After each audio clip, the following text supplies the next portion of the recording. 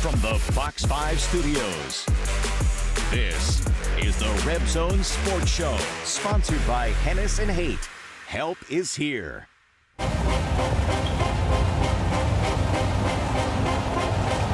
not gonna lie, for me, it's number one. You know, I've been here, true freshman season. I came in redshirted, we went 2-10 to now being my 5th year, 10-2 back-to-back years. Now my 3rd straight championship game, and I have yet to beat these guys. So I just know personally, it's the biggest one for me.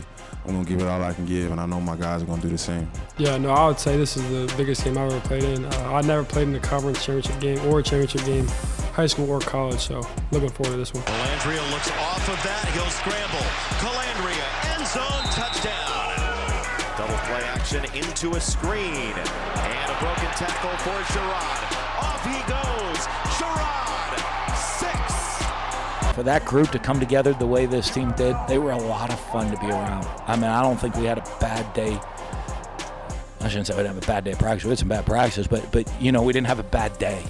There wasn't a bad day. There wasn't a day where I don't think everybody loved being around each other and loved being on this team. So even though it sucks right now, I would characterize this year as a lot of fun and a great group of people.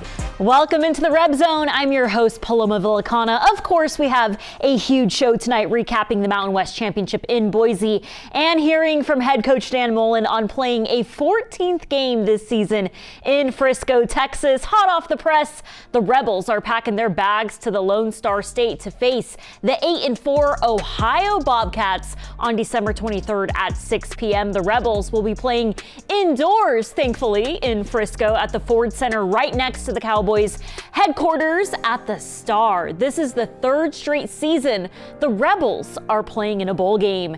And UNLV, they have a win streak going on in the Lone Star State. UNLV will be looking for its 4th straight win in Texas after defeating UTEP in 2023, Houston in 2024, and taking down the Sam Houston Bearcats 38-21 earlier this season.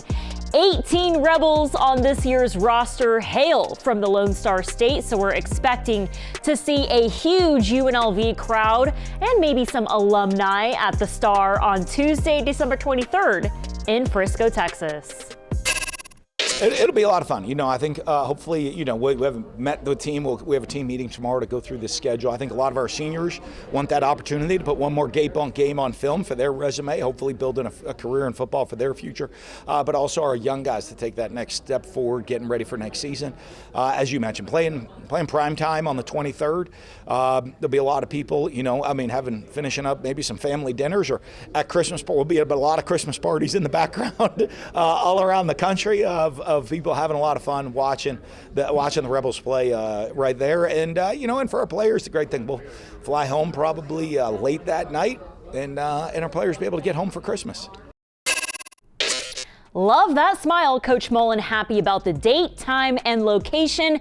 If you want more bowl game action, here you go. The Las Vegas Bowl returns to Allegiant Stadium for a 12:30 p.m. kickoff on New Year's Eve. Nebraska is set to take on 15th ranked Utah here in Las Vegas. This is the first time in 33 years the Cornhuskers and Utes meet in the postseason. December, here we go. It's time for the Ant-Man to join the RebZone. We're headed out to a cold and wet Boise next to hear more from Coach Mullen and the players on losing their 3rd straight Mountain West title to the Broncos. We'll have more RebZone highlights after the break. Championship week here in Las Vegas, the Rebels are headed to Boise for the 2024 rematch of the Mountain West Championship. Marsel McDuffie joining us on the RebZone. A trip back to Boise, what does that mean to you?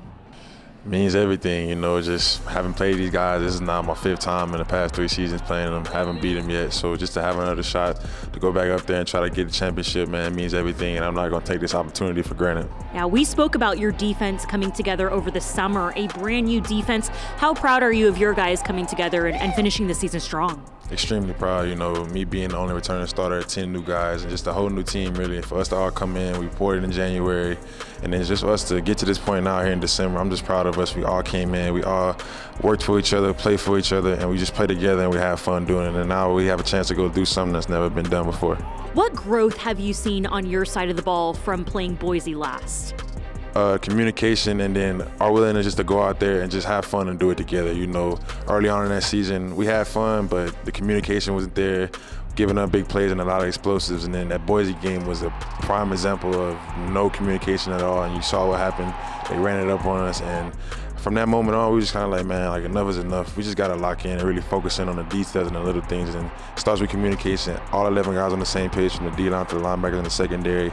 And we emphasize on that, and then we just let the rest take care of itself. To return to UNLV and lead your team back to the Mountain West Championship, what does this mean to you?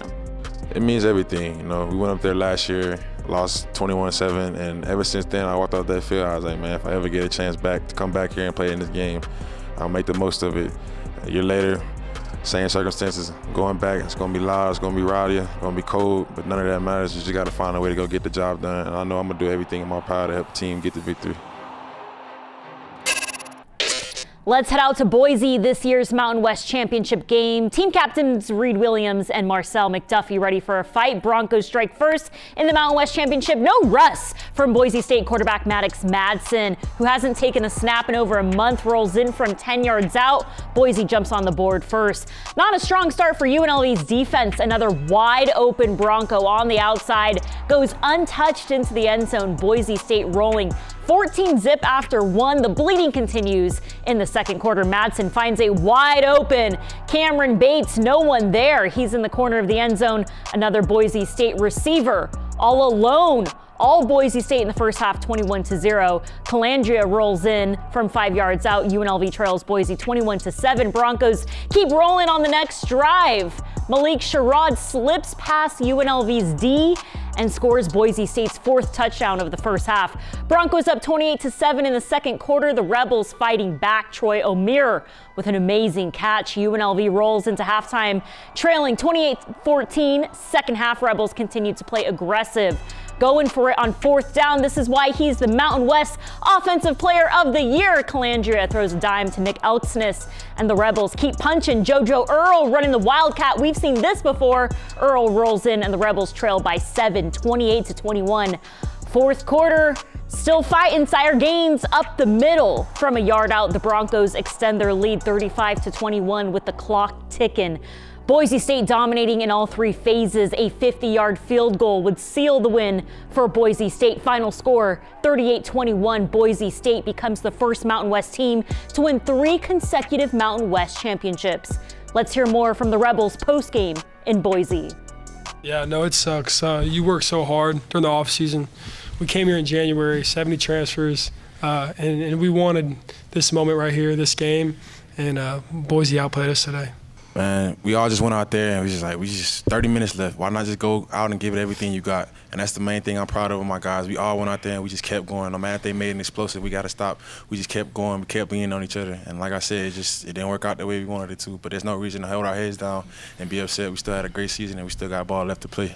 What can you say about Coach Mullen leading this team to 10 wins this season?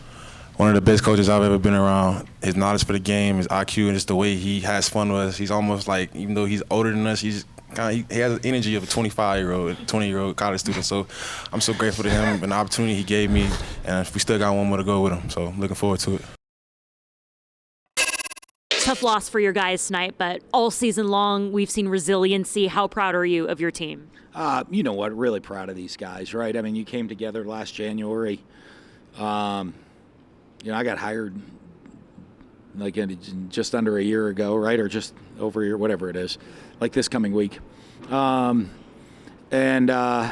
even know if we had a roster when I got hired, and for the most part. And, we put all these guys together. There's guys, so many different stories and so many different personalities that came together to get us to the championship game. I think is pretty special. I mean, you got guys like Marsel McDuffie that have given Cam Friel, they've given so much to the program. They stuck around to go do it.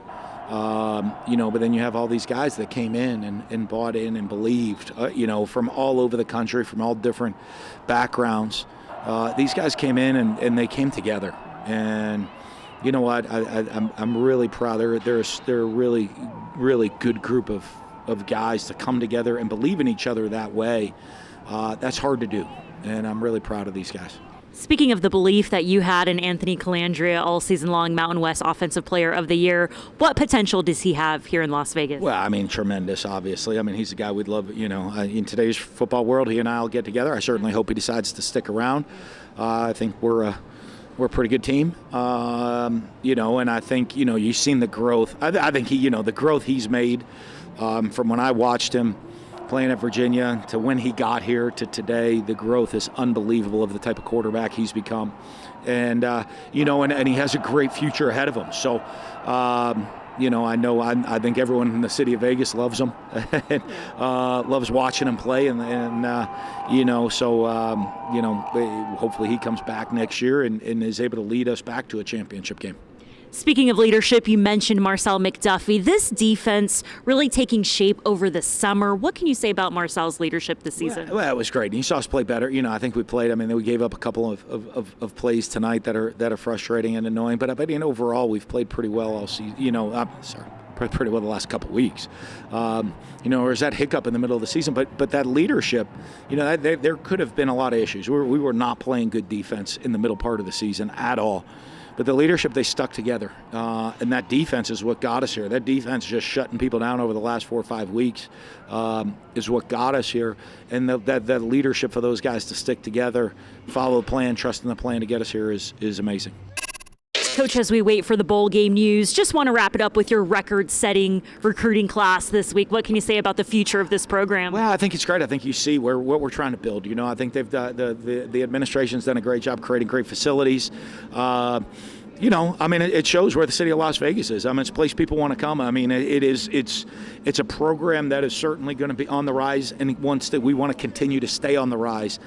And you know what? As all these recruits, they come to games and they see loud packed stadium and they see all the Rebel fans cheering for us and the game day environment, and they see us winning football games. These young guys, that's what they want to be a part of. And so we want to continue that into the future, and really excited for this group coming in. And, we're going to go enjoy this bowl game with this team. We're going to send these guys out the right way, and our staff will right back putting the roster together to hopefully put together a championship team for next year. Coach, I'll wrap it up with, first of all, thank you for being on the RebZone, but also just you being back in college football, back to coaching. How much happiness do you have? Oh, right now is probably a bad time to ask that question because it sucks right now. Losing sucks. But I had a lot of fun. This was such a fun team. I didn't have a bad day. We didn't have a bad day. We had some practices. We had to correct a lot of things. We had some game days didn't turn out the way we want. But this team, I loved being around them. I think they loved being around each other, our staff, everybody. I didn't have a bad day. I haven't gone to work since I've been here. Every day I've enjoyed being around everybody. I've loved every minute of it. So happy here at UNLV and so happy to be a Rebel and so happy to be a part of this team with these guys. And, hopefully this is we continue to build a championship program. Welcome back to the RebZone. The Runnin' Rebels just won a thriller on the road at Stanford today, 75-74, snapping their 3-game losing skid. Let's check out the highlights from today's big win. UNLV's starting center, Emmanuel Steffen, dropped a team-high 18 points and grabbed 10 rebounds. The Arizona transfer made his debut coming back from a back injury. You got the freshman Tyron Jones going off against the Cardinals. Huge win for the Rebels, who have been short-handed this season with head coach Josh Pastner. He tells me he's trying to get these guys as healthy as possible for Mountain West play. Big dub for the Rebels on the road, defeating Stanford 75-74. There he is, Emmanuel Steffen, back from a back injury. The Rebs hyped up with this big win. Speaking of Josh Pastner, he is joining us on the RebZone next Sunday at 10:30 p.m. You don't want to miss it. Josh Pastner has been so awesome this season. Feel bad that his guys have been banged up for non-conference play, but we're ready to get conference play kicked off on the RebZone. Hey, the Runnin' Rebels are back at the Thomas & Mack on Saturday, getting set to host Tennessee State at 6:30 p.m. Josh Pastner and his Runnin' Rebels jumping back in the win column after taking down Stanford. Huge win for the Rebels on the road, getting set to kick off conference play later this month. Both Lady Rebels and Runnin' Rebels kicking off conference play. So Rebel Nation, we'll see you back at the Thomas & Mack at 6:30 p.m. on Saturday. UNLV football taking the week off No practice this week. The guys get a break.